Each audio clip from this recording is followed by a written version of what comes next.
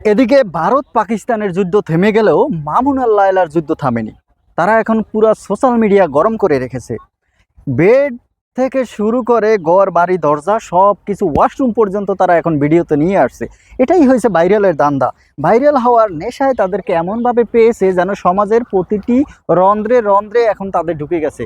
একদম খারাপ যত কাজ আছে সেই থেকে শুরু করে সমাজের সব কিছুতে তারা এখন এই মামুন আর লায়লা, এই দুইটা বেহায়া সমাজে এমনভাবে বিস্তার করছে যেন সাধারণ মানুষ কোনোভাবে চলতে পারে না।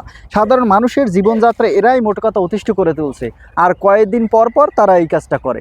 এই লায়লা, এই মহিলা 55 বছর বয়স, সেই 55 বছর বয়সেও সে মামুনের মতো 21 বছরের একটা ছেলেরে আটকানোর জন্য সে মামলা করে রেখেছে এবং মামলা করে তাকে তার বেডরুমে রাখে, তাকে তার মানে জীবনের সব চাহিদা মিটানোর জন্য তার সাথে এভাবে লেগে থাকে।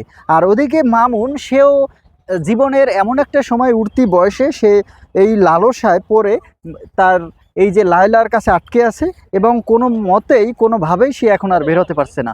তারা যদি এখন সব মিলেমিশে দুজনে জীবনযাপন করে সেটা একটা ঠিক আছে, কিন্তু কয়দিন যায় তারা অমনিতে এক একটা বিষয়ে সামনে নিয়ে আসে। সমাজের যত উচ্ছৃঙ্খল, যত অকাজ কুকাজ সবগুলো তারা একের পর এক সমাজে নিয়ে আসে, ফলে সমাজের সাধারণ মানুষের উপরে একটা ব্যাড এফেক্ট পড়ে। তো এই কুলাঙ্গারদের নিয়ে আপনি আপনার মন্তব্যটা তুলে ধরেন।